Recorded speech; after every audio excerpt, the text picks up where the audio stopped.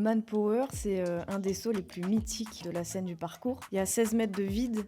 16 mètres. Ouais, c'est un saut mortel où l'erreur n'est même pas envisageable. Moi, dans tout ce que je fais, dans tous les gros sauts que je fais, il y a toujours un moment où mon cerveau, Il switch. il switch. Ouais, Et en fait, les 6 fois où je suis montée sur le muret, j'ai pas eu cette fenêtre-là. ok. Et la 7e fois, je monte sur le muret et là, il y a un gros blanc qui se fait, j'entends plus rien, je suis dans ma bulle. Et là, je me dis, ok, Lilou, t'as 10 secondes, c'est maintenant ou jamais. Et là, 3, 2, 1. Bonjour à tous, salut Lilou. salut. Aujourd'hui, je suis avec donc Lilou Ruel, qui est championne du monde de parcours et que vous connaissez peut-être parce qu'elle a porté la flamme lors des Jeux Olympiques de Paris 2024. Tu as interprété le porteur masqué, donc ce personnage qui était inventé pour la cérémonie d'ouverture. Moi, j'étais en plein dans ma cérémonie, je vivais ma meilleure vie et je t'avoue que j'ai vu ce personnage qui se baladait sur les toits de Paris, qui portait la flamme, qui allait dans les locaux de Louis Vuitton, qui allait sur la scène, etc. Ouais. En fait, j'ai 10 000 questions. Déjà, comment on t'a annoncé que tu allais être ce porteur de flamme? Alors, ça s'est fait assez crescendo. On me contacte à peu près 2 mois avant. C'est hyper court. C'est hyper court. Ouais. Et encore, donc c'est Vincent Zenzel qui me contacte, qui lui-même a été contacté par Thomas Joly. Ok. Il me contacte et en fait, il peut m'en dire très peu, étant donné que c'est très, très confidentiel. Donc, tout ce qu'il me dit, c'est Lilou, on a toujours voulu travailler ensemble. Je fais appel à toi pour un projet en rapport avec les Jeux Olympiques. Est-ce que tu serais dispo fin juillet? C'est à peu près tout ce qu'il me dit. Waouh. Donc j'imagine, je pense que c'est pour la cérémonie d'ouverture, mais je ne sais pas si je serai en 4e plan ou si je serai un personnage important. Mais bon, je dis oui parce que je vais forcément passer un bon moment. Et puis, je vais faire les essayages du fameux costume à Paris début juillet. Et c'est là que je découvre ce costume juste incroyable. Donc, j'ai tout de suite pensé à Assassin's Creed. Ouais. C'est là que je découvre qu'on va être 9 et puis que ça va être un personnage assez important de cette cérémonie. Et puis après, ça s'est fait très rapidement. On a eu 2 jours de repérage, 2 jours de test, juste la semaine avant la cérémonie. Ouais. Et ensuite, on était le 27 juillet, quoi. Putain, mais j'imagine que quand vous arrivez tous, tu as dû signer une clause de non-divulgation. Ah Enfin, oui. ouais, je pense Ça qu'il devait rigolait pas. Ouais, je pense qu'il devait être flippé. Ouais. Limite, tu as dû mettre ton téléphone dans un petit sac de plomb ou quoi. Ça rigolait zéro. Et je sais que la flamme, j'ai pu la voir que au dernier moment. Ok. Parce que la flamme, il y a tout un truc autour de sécurité. Il y a que certaines personnes dans le monde entier qui peuvent toucher la flamme. Ok. Et j'en ai fait partie. Et rien que ça, c'est dingue. Est-ce que toi, tu es quelqu'un qui était passionné par les Jeux Olympiques? Est-ce qu'à un moment donné, tu Alors, t'imaginais ne serait-ce que participer à ce moment-là? j'ai toujours eu cette envie de participer d'une quelconque façon aux Jeux Olympiques. On en parlera peut-être plus tard, mais le parcours n'en fait encore pas partie. Je ne sais pas s'il en fera partie un jour, mais c'est vrai que les Jeux Olympiques, ça a toujours été l'événement le plus important en tant que sportive. Et je trouve ça hyper intéressant d'avoir participé, mais d'une manière que j'aurais jamais imaginée, quoi. Ok. Je trouve ça encore peut-être plus intéressant et excitant. Parce que c'est une expérience que très peu de personnes vont pouvoir vivre dans leur vie. Et par rapport au repérage, déjà, comment vous êtes un peu dispatché les endroits et les moments où vous alliez porter la flamme? Est-ce qu'il y avait je sais pas, des tronçons sur lesquels toi tu étais plus à l'aise que d'autres ou vice-versa? Ou bien est-ce qu'on vous a assigné quelque chose et genre, débrouillez-vous? Alors, on nous a un peu demandé notre avis, Ouais. nos préférences. Donc, chacun avait son spot assigné. Moi, je sais que de base, je devais être le dernier porteur masqué Ok. avec Zidane. Ok, trop bien. Ça devait être moi. Donc j'étais en folie. Il s'avère qu'ils avaient retiré ce passage-là. Donc on m'a mis sur un autre endroit. Ok, Donc j'étais devenue la première porteuse masquée. d'accord. C'est les enfants qui me donnaient la Tu sais que flamme. j'ai toujours pas revu la cérémonie des Jeux. Bon, en tout cas, du coup, c'est les 2 enfants Ouais. qu'on voit au début qui me Ah, donnent c'est la qui sont dans le flamme. métro et tout. C'est ça, Ok, d'accord. exactement. Du coup, j'étais sur l'île Saint-Louis. Oh, ah ouais, ça va, c'est cool. Ça va, c'est cool. comme spot. C'est cool, mais du coup, de base, je devais donner la flamme à Zidane. Et finalement, ils l'ont rajouté après ce Et truc-là. finalement, au Ouais. dernier moment, ils l'ont rajouté. Et ça montre bien que Enfin, c'est une cérémonie d'une telle ampleur qu'il y a eu des changements de dernière minute, mais tout le temps, quoi. Ouais, avec la pluie qui s'est invitée Ouais. et tout. D'ailleurs, ça n'a pas été compliqué, ça, avec la pluie à gérer? Alors moi, elle est tombée genre 1 minute après mon Ok. passage. Par contre, pour les gars qui étaient sur les toits, Ouais. ils ont tout réussi. Enfin, tout s'est bien passé, mais ouais, encore plus. Déjà qu'on était stressés, Bah, tu alors là, m'étonnes. ouais, ça rajoute un truc. Et c'est la question que je me posais aussi. Est-ce que tout était en direct ou il y avait quelques passages qui étaient un peu en différé, enregistrés avant? Alors, il y a quelques passages qui étaient enregistrés. D'ailleurs, on peut le voir, la qualité, elle était magnifique. Mais ouais, je crois que c'était à peu près 40% de vidéo et 60% en live, quelque chose comme ça. Ok. Il y avait beaucoup de live. Mais non, ça devait être fou. Et puis surtout, c'était vraiment une surprise pour tout le monde. Ça a mis un gros coup de projecteur sur ta discipline, le parcours. C'est ça. Ouais, franchement, Ouais, c'est ouais. trop, trop bien. On est hyper reconnaissant envers Thomas Joly qui a mis en avant cette discipline qui est trop peu encore développée. Mais le parcours, ça fait aussi partie du patrimoine français, quoi. Est-ce que avant ce passage pendant la cérémonie d'ouverture, tu t'étais déjà entraîné sur les toits de Paris? Est-ce que tu avais déjà eu l'occasion de faire du parcours sur les toits de Paris? Ah oui, Ouais. ah oui, oui, oui. Je les ai poncés, les toits de Ah Paris. ouais? Ah ouais, ouais. Pour Et- le coup, Paris, c'est pas une ville où il y a beaucoup de spots de parcours. Ok. Mais par contre, les toits, c'est le paradis pour nous, quoi. On est d'accord, spot de parcours légal, et toi, pas forcément permis, enfin autorisé en tout cas. Non, Ouais. Mais bon, c'est un peu l'essence, enfin, je pense même l'essence même de ta discipline. bah c'est ça, Hmm. c'est ça. Il y a une part du parcours qui se fait beaucoup en hauteur et les toits, c'est plutôt facile d'accès, c'est magnifique.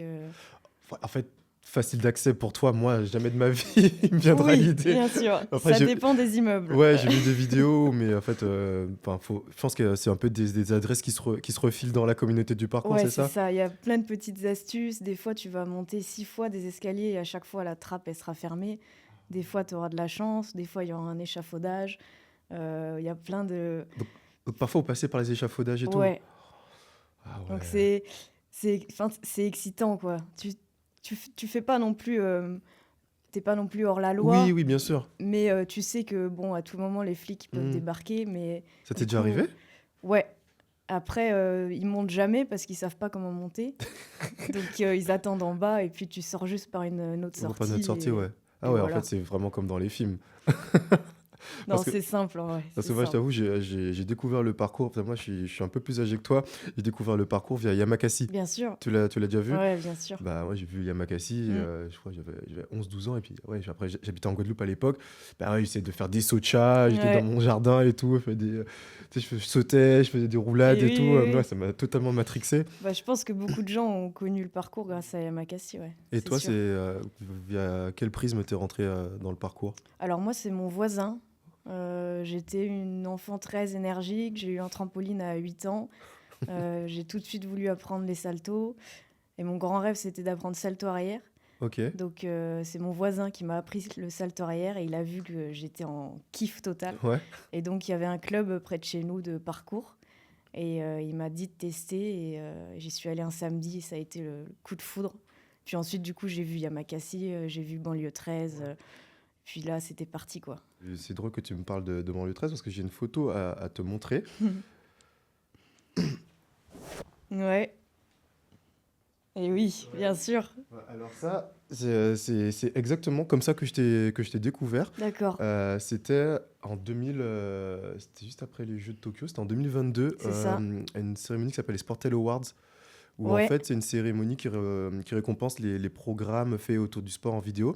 Et il y avait un documentaire qui a été fait sur toi, je crois que c'était l'équipe, non? Ouais. Mm. Oui, documentaire Riding Zone. Ouais, Riding Zone, Ouais. exactement. Et en fait, bah, j'étais dans la salle de projection et puis je vois ça. Et puis c'est un documentaire qui me montre un peu ta préparation Mm. pour ce fameux Manpower. Est-ce que tu peux nous expliquer exactement ce qu'est le Manpower? Alors, le Manpower, c'est un des sauts les plus mythiques de la scène du parcours. Il a été connu grâce au film Banlieue 13, donc sorti en 2000, il me semble. Ok. C'est un saut du coup qu'on voit dans le film réalisé par David Bell. Mhm.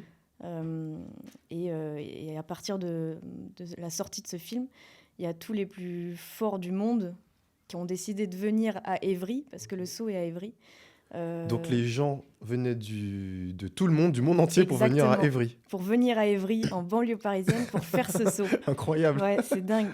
Et du coup, il a pris une ampleur et tout le monde voulait faire ce saut. Donc, ça a commencé à envoyer des dingueries, des saltos, etc.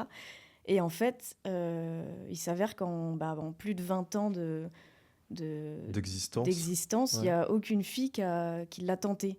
Et pourquoi ce nom, d'ailleurs? Eh bien, tout simplement parce qu'il y avait une agence Manpower en dessous du saut, dans la rue. Ok, Donc, d'accord. qui depuis a fermé, mais du coup, ça c'est resté Manpower. Pour donner un peu des chiffres, il y a 16 mètres de vide. 16 mètres. Ouais, c'est un saut mortel où l'erreur n'est même pas envisageable. Et du coup, tout simplement que on savait pas si, en tant que femme, on avait assez de détente, d'explosivité et de puissance dans les jambes pour réussir à atterrir de l'autre côté et surtout encaisser le Ouais, choc. l'impact. Donc je me suis lancé le défi. Et avant toi, il y a d'autres femmes qui ont essayé? Non, Ah, t'es la première à avoir tenté en ouais, plus. Surtout que, enfin, tu mesures combien? 1,57. Ouais, c'est pas hyper grand, on va C'est dire. Rikiki. Ouais. Mais comment à partir du moment où tu décides que tu vas tenter le coup, comment tu te prépares, combien de temps ça prend? Enfin, ouais, est-ce que tu peux nous raconter comment un peu tu as construit tout ce projet? Alors du coup, la préparation, elle a duré presque 1 an. Donc ouais, c'est mon plus gros objectif ever. Euh, Jusqu'à aujourd'hui? ouais. Même les jeux, ça passe en second? Ah ouais. Ah ouais, ouais. Enfin, mon plus gros, ma plus grosse perf, quoi, qui m'a Ouais, demandé le plus de préparation, ça c'est sûr. Donc pendant toute cette année de préparation, ça a été des entraînements physiques, mentaux ouais. surtout. Donc ça a été des sauts, encore des sauts. J'essayais de recréer la même configuration dans ma salle de parcours. Ok. J'essayais voilà, d'accepter le plus de sauts pour que mes jambes et mon corps comprennent comment réagir. Donc pour te dire, je sautais du toit de ma maison et ma mère, elle me regardait. Voilà. À quel moment t'annonces à tes parents que tu vas faire ça? Je leur ai pas trop expliqué. D'accord. Ils savaient vaguement ce Que que tu je préparais quelque faisais. chose? Ouais, ils savaient que je voulais faire ce saut, mais ils savaient pas trop quel jour j'allais le faire. Et je leur ai pas trop expliqué en détail Ouais. pour pas qu'ils comprennent l'ampleur du truc. Du coup, ils savaient pas trop. Ok, d'accord. Ouais. Et j'ai juste appelé mes parents le soir pour leur dire, Ok, ça y est, je ouais, l'ai je l'ai fait. fait, tout va bien. Ouais, Tenez la vidéo. Mais asseyez-vous ouais, d'abord. c'est ça. Tu parlais de moments de doute. Par quoi ça s'est manifesté? Est-ce que est-ce que les doutes venaient de toi ou bien peut-être de ton entourage qui tentait genre te raisonner entre guillemets, parce que je sais qu'il y a parfois, toi tu peux être confiante, mais il y a les gens qui peuvent projeter les peurs, des peurs qu'ils ont inconsciemment sur toi. Carrément. Alors moi, j'ai eu beaucoup de chance parce que tout mon entourage y croyait. Ok. Enfin, je parle d'amis du parcours. Oui. Mes parents, etc., je leur en ai pas parlé trop, mais tous les gens du parcours, ils étaient persuadés que j'allais le faire. Donc c'était vraiment positif autour de moi. Par contre, moi, j'ai eu beaucoup de moments où je me suis dit, est-ce que ça vaut le coup? Enfin, Hmm. c'est juste un objectif sportif. Est-ce que enfin, Hmm. j'ai vraiment envie de risquer ma vie Pour ça, ouais. pour un saut? Donc voilà, c'était surtout cette peur, pas cette peur de mourir, mais est-ce que ça valait le coup? Ouais, bien sûr, parce que les gens valaient la chandelle. Ouais, Tu voyais quelqu'un? Un préparateur ouais, mental ou... j'avais un coach mental Ok. et puis je croyais énormément à la puissance du cerveau et du mental, donc Ouais. j'étais à fond là-dedans. C'est comment? C'est de la visualisation, de la méditation, Exactement, Ok. beaucoup de visualisation, Ok. ouais, beaucoup de respiration, comment gérer son stress, ses émotions, Être dans l'instant présent. exactement. Dans le documentaire, plusieurs fois, tu allais en repérage. En fait, tu te mettais au bord Ouais, du seau pour. J'imagine que c'était pour ça, pour visualiser, pour bien te, c'est ça. te rendre compte de ce que ça impliquait. En fait, j'y suis allée en octobre, donc j'ai fait le saut en mai, j'y suis allée en octobre d'avant, et je me suis dit, si tu montes sur ce petit muret, tu vas tout de suite voir si c'est un objectif pour toi. Mhm. Et au contraire, si tu penses que c'est trop grand, ne te lance pas dans ce challenge. Donc je suis montée sur le petit muret, et en effet, je l'ai senti. Ok. Donc c'est à partir vraiment de ce moment-là que je me suis lancée dans la préparation.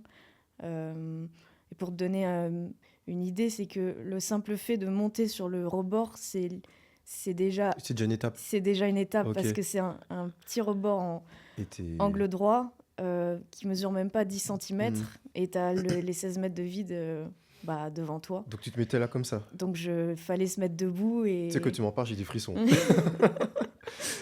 Donc voilà, ouais, beaucoup de préparation au bout d'un moment, je commençais à sentir que j'étais prête, que j'allais atterrir de l'autre. J'avais les capacités d'atterrir de l'autre côté, j'avais la détente suffisante. Donc je suis allée à Paris début mai et le 2 mai 2022, du coup, on se rend à Évry avec Riding Zone, avec les copains pour m'encourager et tout. Et le matin, j'ai passé 1 heure à me visualiser dans mon lit. Ouais, et comment Euh, ça se passe exactement la visualisation? Et en fait, moi, je pars du principe que si j'arrive pas à le visualiser, faut pas que je le fasse. D'accord. Donc j'essaie de visualiser dans les moindres détails le toucher, la vue, les couleurs, le bruit. Ah oui, donc c'est vraiment énormément de choses basées sur les sensations. C'est pas juste Exactement. tu fermes les yeux et tu Non, te vois sauter. Il y a vraiment un truc d'ancrage un peu dans l'instant présent. exactement. Parce que on dit que le cerveau ne fait pas la différence entre ce qu'il imagine et ce qu'il fait vraiment. Donc si tu visualises une scène pratiquement comme avec les vrais détails, ton cerveau il va pas vraiment savoir si tu l'as vraiment fait. Ok, Donc dans la préparation, ça aide énormément. Donc justement ce matin-là, j'arrivais pas à visualiser le saut. d'accord. Ah ouais, donc il y a quelque chose qui coinçait. Donc il y a quelque chose qui coinçait. Donc j'ai persévéré, c'est pour ça que j'ai visualisé 1 heure. Et au bout des presque 1 heure, j'ai enfin réussi à me visualiser, à atterrir et à sauter de joie. Et c'est à partir de là que du coup on est parti à Évry. Et là, tu arrives sur le spot et tu te positionnes face au vide. Et là, Ouais. enfin, voilà, je suis curieux de voir ce qui se passe dans ta tête à ce moment-là. Alors, au fond de moi, j'étais persuadée que j'allais le faire. Du coup, il y a une petite phase de méditation, de visualisation. Et en fait, il s'avère que je monte 6 fois sur le muret, Ok. à chaque fois en me positionnant et en redescendant parce que je me le sentais pas. Parce qu'on est d'accord, c'est Euh, sans élan en plus. ouais, c'est Ouais. sans élan. Donc il faut que tu montes sur le muret, que tu souffles un bon coup et que tu y ailles. Ouais, c'est même pas genre tu prends ta prise d'élan et advienne Non, que pourra. Là, il y a ouais, vraiment genre ouais, j'y vais, c'est ça. j'y vais pas. Donc en fait, moi, dans tout ce que je fais, dans tous les gros sauts que je fais, il y a toujours un moment où mon cerveau, il, Il switch. il switch. Ouais. D'un Genre, coup, genre, j'ai une fenêtre de 5 secondes et c'est maintenant que jamais. Et en fait, les 6 fois où je suis montée sur le muret, j'ai pas eu cette fenêtre-là. ok. Et la 7e fois, je monte sur le muret et là, il y a un gros blanc qui se fait, j'entends plus rien, je suis dans ma bulle. Et là, je me dis, ok, Lilou, t'as 10 secondes, c'est maintenant ou jamais. Et du coup, la 7e fois, je me lance. Et là, je sais que je vais le faire, en fait. Ouais. Je suis dans les airs et je me dis, bah là, en fait, ça y est, je vais atterrir de l'autre côté, sur le toit. Et je vais marquer l'histoire de mon sport. Et quand j'ai atterri, toute l'année de préparation et les peurs, etc., Évacué. ouais, évacué. Aujourd'hui, est-ce que c'est encore la sensation parce que je me dis que tu as peut-être une petite sensation de voler. Est-ce que c'est peut-être le saut sur lequel tu as éprouvé le plus de sensations? Ah, je sais pas. Ouais. Euh, disons que tu restes beaucoup en l'air, parce que la descente est assez longue quand même. Donc, en fait, tu comprends pas trop ce que tu fais, parce que c'est pas du tout naturel de sauter Ouais. des distances comme ça. Et donc, je dirais pas que tu as envie de voler, je dirais pas que tu voles, parce que c'est tellement puissant, et puis tu vois le sol arriver à une telle vitesse que tu penses juste à ton atterrissage et à bien rouler à la réception. Euh, mais en effet, pour moi, j'ai l'impression que ça a été un peu au ralenti quand j'ai sauté, quoi. Et moi, du coup, j'ai vu les images du saut. Je vois quand tu réceptionnes, enfin, la réception, elle est quand même assez rude, non? Ouais, Parce que moi, je te vois, en fait, moi, j'ai des genoux fragiles, je me dis, mais moi, si je fais ça, mais je me relève pas, en fait.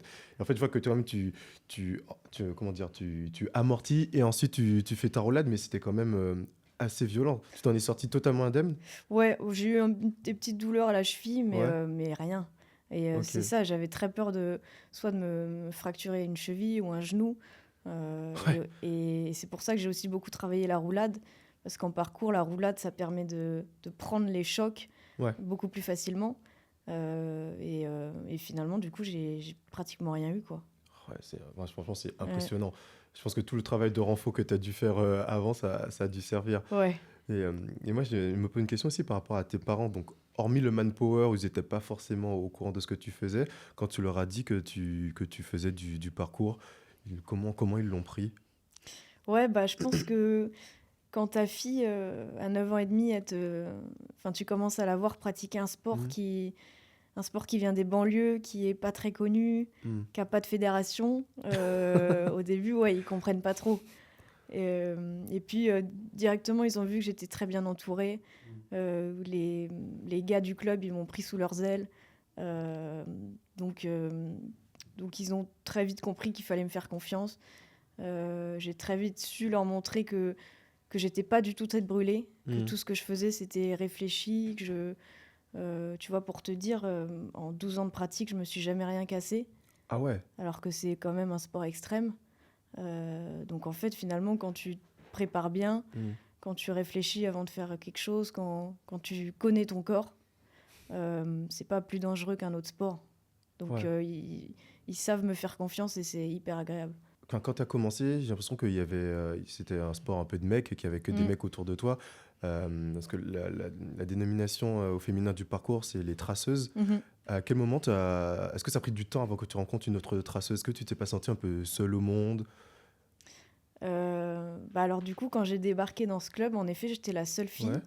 Donc je débarque à 9 ans et demi, short rose, 1 m 30, 32 kilos, entourée que de mecs remplis de sueur, torse nu. Mais en fait, tout de suite, c'est bizarre, hein, mais tout de suite, je me suis sentie à ma place. Mhm. Parce qu'il y a eu vraiment cette famille, en fait. Je sentais vraiment que c'était une famille et qui partageait juste la même passion et ils faisaient pas de différence. Et comme j'ai Mhm. dit, ils m'ont pris sous leurs ailes je pense que comme ça que j'ai pris aussi rapidement du niveau. Et puis, je pense 1 ou 2 ans, peut-être 1 an après, la première fille, je crois, est arrivée au club, Oran. Et puis voilà, au fur et à mesure, il y a 2, 3, 4, 10 filles, 20 filles qui sont arrivées dans le club. Mais pour te citer un chiffre assez marquant, je crois qu'en 2018, il y avait à peu près 14% de femmes dans le parcours. D'accord. Donc c'est assez faible, Ouais. trop faible. Mais ouais, ça fait quelques années qu'on voit qu'il y a vraiment une évolution. Il y a des clubs que de filles qui ont été créés. Il y a des initiations le week-end qu'avec des filles. D'accord. C'est vrai que moi, j'ai pas eu de difficulté à grandir dans ce sport-là, ce sport masculin, mais je sais qu'il y a beaucoup de filles qui ont plus de mal, qui se sentent faibles à côté des mecs, Mhm. qui se sentent pas en confiance. Mhm. Donc, il y a beaucoup de progrès qui sont faits pour le rendre plus féminin. Et est-ce que à partir du moment où tu as réalisé ce saut, le manpower, du coup, tu as eu énormément de médiatisation, même moi, c'est comme ça Mm. que je t'ai découvert. Euh, Est-ce que tu as eu l'impression que tu es peut-être devenu un peu ouais, un symbole pour les filles, quelque chose auquel elles pouvaient s'identifier? Bah, carrément, carrément. En fait, je suis très contente d'avoir réalisé ce saut, mais je pense que ce qui me rend le plus fière, c'est d'avoir ouvert la voie. Hmm. Parce qu'en plus de 20 ans, il n'y a eu aucune meuf. Et du coup, après le 2 mai 2022, quand je l'ai fait, quelques mois plus tard, il y en avait 3. Donc ouais, j'ai vraiment ouvert la voie de cette possibilité. Et ça me rend tellement heureuse de voir une japonaise qui le fait ensuite, une suédoise, une autre française. C'est génial. Et je pense qu'il y en aura encore plein d'autres dans les années à venir. Et en effet, comme tu dis, moi j'ai la chance d'être pas mal suivie sur les réseaux. Hmm.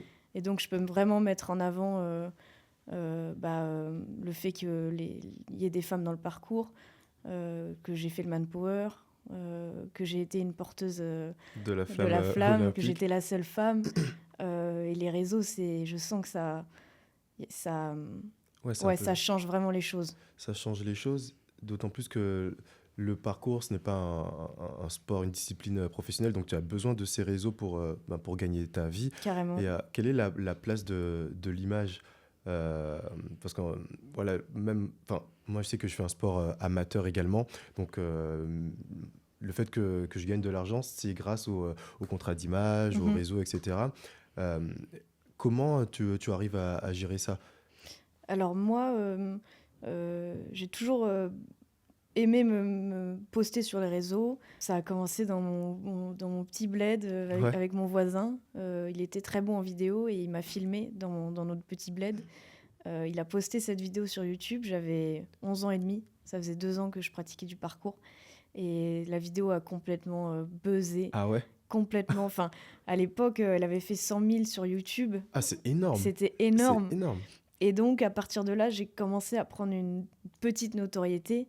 Les gens dans le parcours disaient que j'étais la future championne, que j'allais arriver. Ben, elle va devenir championne du monde, Ouais. apporter la face que tu es devenue, en fait. Et du coup, à partir de là, j'ai ouvert un compte Instagram, donc les abonnés sont montés. J'ai commencé à participer à des compétitions, je faisais des podiums. Donc pareil, ça me faisait augmenter les abonnés. J'avais tendance à poster beaucoup mes entraînements. Hmm. Et ça, je sais que ça plaisait énormément. J'ai fait mes premiers tournages, mes premières pubs. Et puis, j'ai tout de suite aimé être créative et faire des choses qu'on ne voyait pas souvent dans le parcours. Des montages un peu plus poussés, des belles photos. J'ai toujours aimé ça. Donc, je pense que ça a très vite plu. Et j'ai réussi. Et encore aujourd'hui, ça fait partie intégrante de tout ce que je fais, voire même, j'ai vraiment envie de pousser ce truc de création, d'artistique, d'esthétique. Hmm. Donc les réseaux sociaux, en effet, c'est d'une part pour poster mes performances, parce que je suis sponsor Red Bull, parce que je reste une athlète de haut niveau, donc il faut que je montre que je suis toujours dans le top et que je mérite mon titre de championne du monde. Mais c'est aussi pour bah, euh, créer des vidéos avec des concepts nouveaux, faire des shootings photos avec des photographes de ouf. Il y a vraiment ces deux aspects que je trouve hyper importants et je pense que maintenant je suis vraiment identifiée en tant que athlète, mais aussi Ouais. créatrice. On voit que tu as vraiment ton identité que tu as créée. En fait, je pense que tu as commencé tellement jeune que j'ai l'impression que tu as une vie d'expérience. Et c'est trop bien parce qu'en plus, tu es arrivé assez tôt sur le circuit de compétition. Ouais, Ta première compétition, c'était en 2017. ouais. Et raconte-moi un peu comment, parce que 2017, tu étais encore très jeune. Ah ouais. Ouais, Ouais, ouais. Bah, t'étais j'avais 14. ouais. Comment ça se passe? Comment tu voyages? Avec qui? Alors non, ma première compète, c'était même avant, je crois que Ok, c'était en 2015, d'accord. en Suède. Donc je suis qualifiée par chance, je m'y attendais pas du tout. Et puis je remporte la troisième place à seulement 13 ans, quelque chose comme ça. Je dis peut-être des conneries, mais très très jeune. Ouais, mais on est d'accord, il n'y a pas de catégorie minime qu'il y a des juniors. Tu es tout de suite Ouais, dans femmes et hommes. ouais, dans le grand bain, donc Ouais, avec c'est ça. des femmes de Avec 20 les ans, meilleurs 25 du ans. monde, ouais. Ah ouais, c'est fou. Ouais, et je termine troisième à cette première compétition mondiale. Donc ça me fait aussi dire que bah, je suis peut-être faite pour ce sport et que je vais continuer de me donner les moyens. Et c'était où? En Suède, Donc tu es parti avec tes parents. ouais, avec mon Et père. ouais, c'est fou parce que à l'époque, j'imagine que tu étais déjà sponsorisé? Non, Non, non, donc non. tes Ouais, parents ont payé les billets, vous ouais, êtes partis tous c'est ensemble. ça, C'est vraiment une aventure. c'est ça. T'as loupé des cours pour ça? Ouais, Ah, ça va, t'as des parents plutôt oui, cool. oui.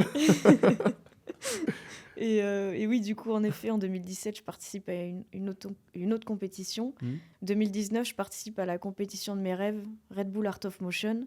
ok, Donc, c'était considéré comme la compétition la plus grosse, la plus folle du parcours. ouais. Donc, Et j'avais... pourquoi? Parce que c'est Red Bull, parce qu'ils ont des moyens Ouais, démesurés, que c'est toujours dans des lieux de dingue. Ça a beaucoup été à Santorin. ok. Là, c'était en Italie, à Matera. Et donc, je participe à cette compétition de folie. Donc, un stress énorme. J'étais blessée. J'étais pas du tout dans un mood propice, du coup, à gagner cette compétition. Donc, je finis avant-dernière. D'accord. Donc, ça a été un petit, Ouais, un petit moment de euh, doute. ouais, un petit coup de poing. Mais j'ai vite rattrapé. J'ai vite eu la niaque de gagner la prochaine. Et puis, ouais, à partir de 2021, je gagnais presque toutes les compétitions auxquelles je participais. Donc, Red Bull, j'ai fini deuxième.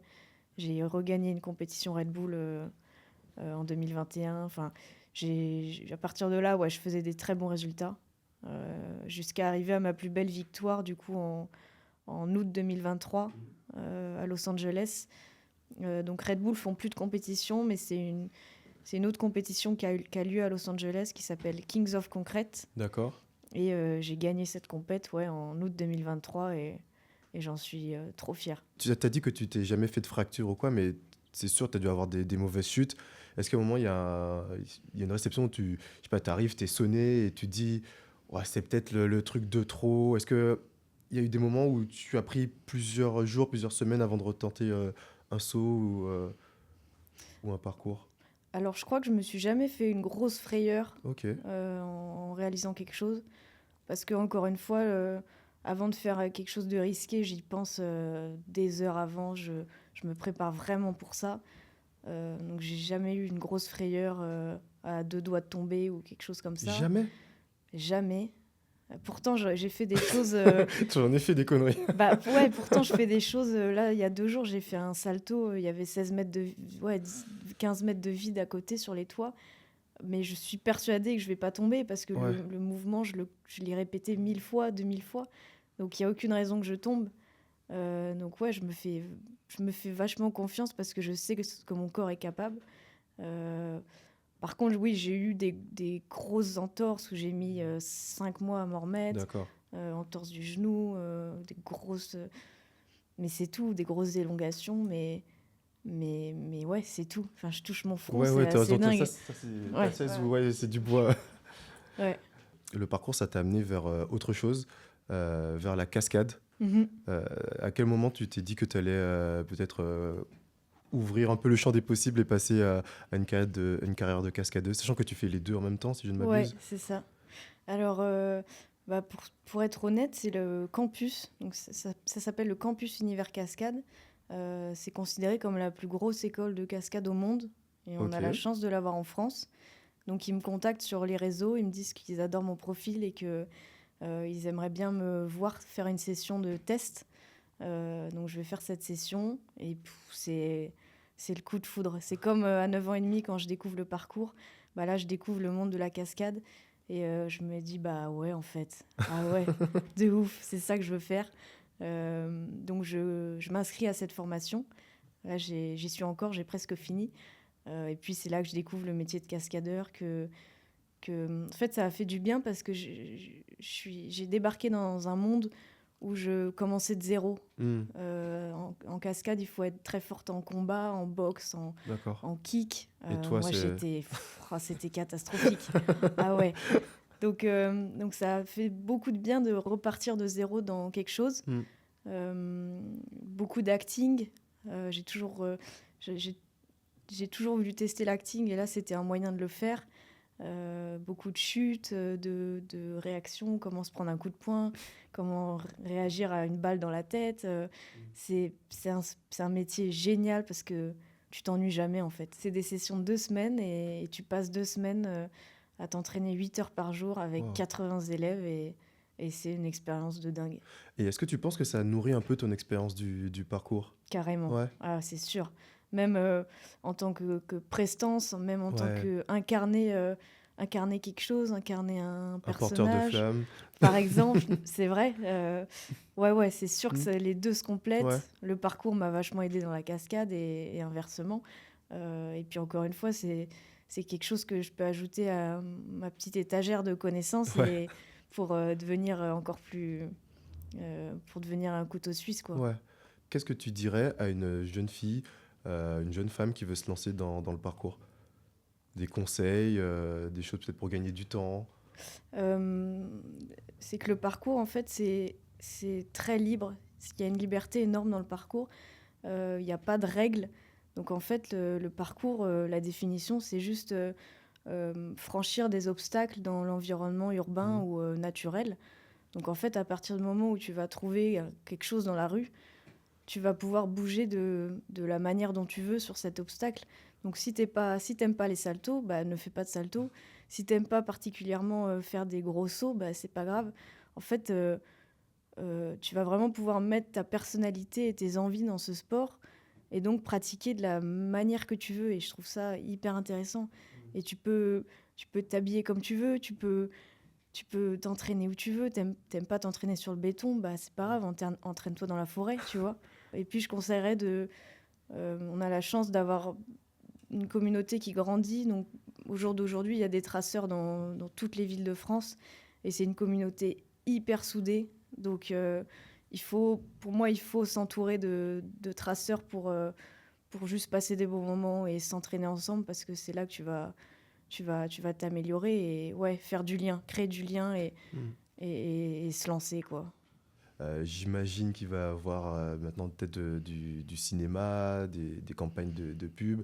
Si ça se trouve, en fait, tu vas peut-être totalement, maintenant que tu t'es mis à l'acting, peut-être que tu vas totalement aller sur un rôle où tu vas même pas avoir besoin de faire de parcours. Peut-être, Ouais, est-ce que tu as peut-être. des choses qui sont sur le feu Euh, dont tu peux parler? ouais, alors, ouais, j'ai la chance, comme tu as dit, de pouvoir faire des choses hyper variées.